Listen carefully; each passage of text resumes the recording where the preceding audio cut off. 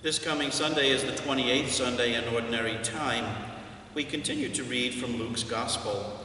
Jesus is traveling to Jerusalem, and the Gospel describes an encounter he has with 10 lepers.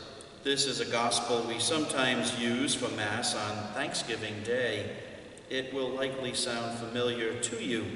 The passage is from Luke chapter 17, verses 11 through 19.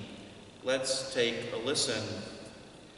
As Jesus continued his journey to Jerusalem, he traveled through Samaria and Galilee.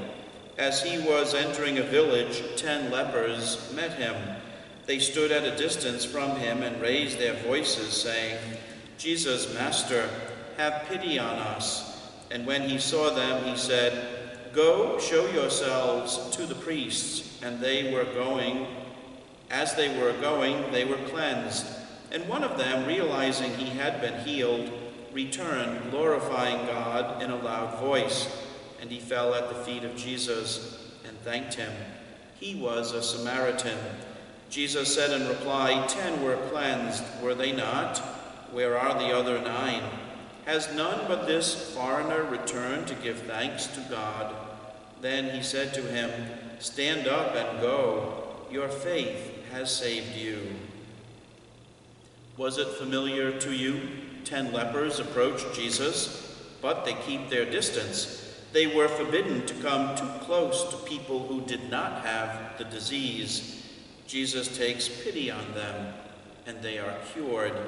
Only one returns to Jesus to express his gratitude, and we are told that he was a Samaritan. The Samaritans were traditional enemies of the Jews, so it is literally the last person you would expect to return to give thanks. There is then the element of surprise in the story. Do you take time to say thanks to Jesus? One of the prayers that we can say is simply the 2 words, thank you. Meister Eckhart said that if that was the only prayer we uttered, those 2 words, thank you, it would be enough. When we do take time to say thank you to Jesus, in however many words you decide to use, we are recognizing his surpassing power and his generosity in the gifts that he gives us. Saying thank you presupposes that we have taken time to reflect on the many gifts, the many blessings that we have received from the Lord. We need to be attentive to what we have been given. Too often in our culture, it seems, we are more conscious of what we don't have, what I hope to get. I suspect we're all partially victims of advertisements of one kind or another that are always trying to get us to buy more, to have more, trying to convince us that we really need some item that they are selling. In my experience, most people are never upset that you have said thank you to them for something they have given you. Perhaps it was a gift, some material thing. Perhaps it was their time.